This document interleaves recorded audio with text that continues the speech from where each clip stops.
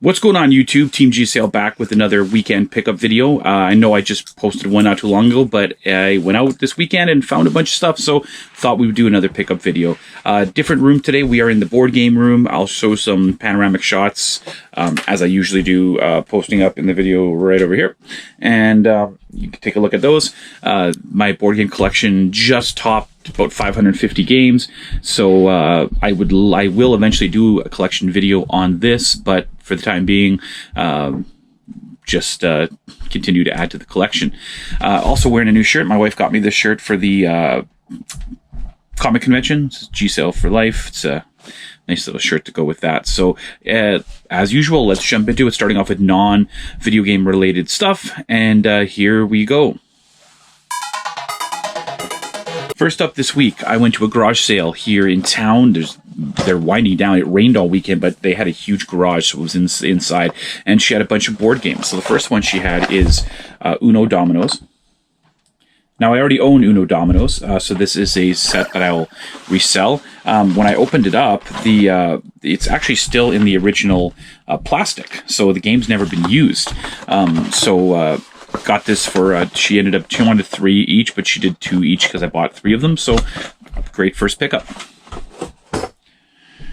Same garage sale, she also had Uno Rummy Up, which I also already own, but for $2, it was totally worth it, and in addition, the pieces are still sealed in the original packaging, so that is awesome. So I'm really excited to trade or sell this at the next convention I do.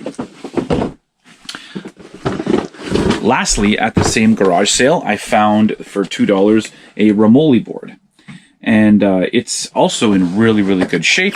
And $2 for that was well worth it. So that was definitely cool. There was some more stuff at that garage sale, but I'll show you after because that was it for board games. I also found 2 other board games this week. This one was at Value Village. There's the price right there. I think it was $4.99.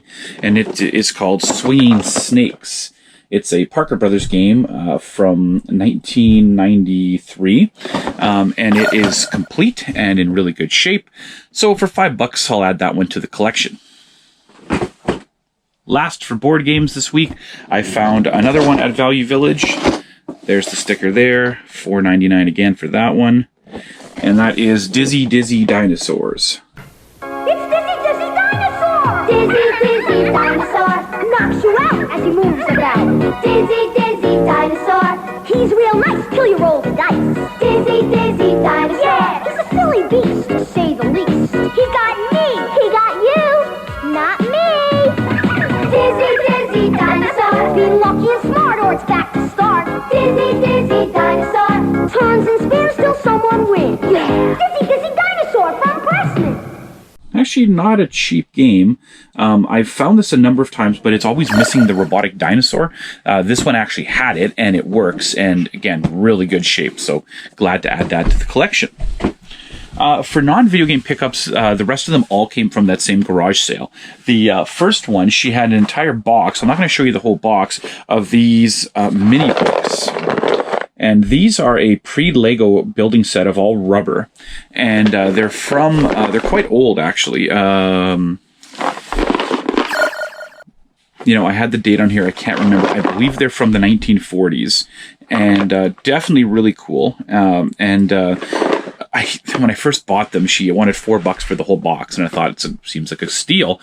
But when I looked online, they actually don't go for much. So it's not really worth it per se, but they're definitely cool. A little vintage item I might take to a convention, try to sell.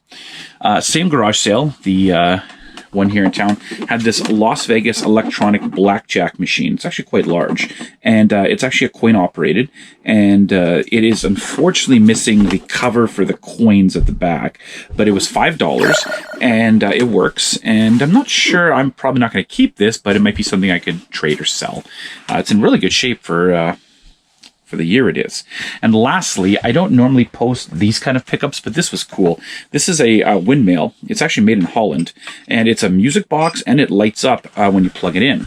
It was at the garage sale for $2. I looked them up online. They actually sell for quite a bit. Unfortunately, they have the European weird style plugs on them, so I'll have to get an adapter if I want to use it. I'm actually just going to keep this. I might put it in my kids' room or put it at my school, my classroom. It's really cool. For $2 too. It's in good shape. That is it for non-video game pickups, so let's jump into video game pickups. And there was quite a few this week. That's why I thought I would do this video and not wait and combine it with another one, because there'd just be a lot of stuff. Starting off with Value Village. I found 3 games there this week. They were all priced at $2.99. You should be able to see them there on the sides, $2.99. The first one was Disney's Treasure Planet for the PS1. And all of them are complete in case. So there's Treasure Planet there. Again, you guys know me if you've watched this channel. I don't collect PlayStation or PlayStation 2 stuff, so these will definitely get traded. Next up, same price there, $2.99, was Frogger, and it's the greatest hits version of it. Sorry, out of frame there. There you go. And as I mentioned, they are all complete in the case, which is nice. And good to have that one. And lastly, this one's actually worth a little bit. $2.99 again. So there it is. And it is Twisted Metal 2 for the PS1. And complete in case. And it's the Black Label one, which actually goes for a little bit. So this one will be getting traded for sure.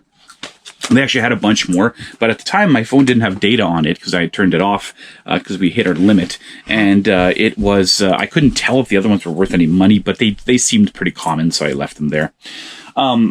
Same day, went to the my favorite pawn shop. They had an Xbox exclusive I didn't have, and it is Yu-Gi-Oh! The Dawn of Destiny for the original Xbox. It is unfortunately missing the manual. But he gave it to me for $3, and for me, that's good enough. So another game added to the Xbox original collection.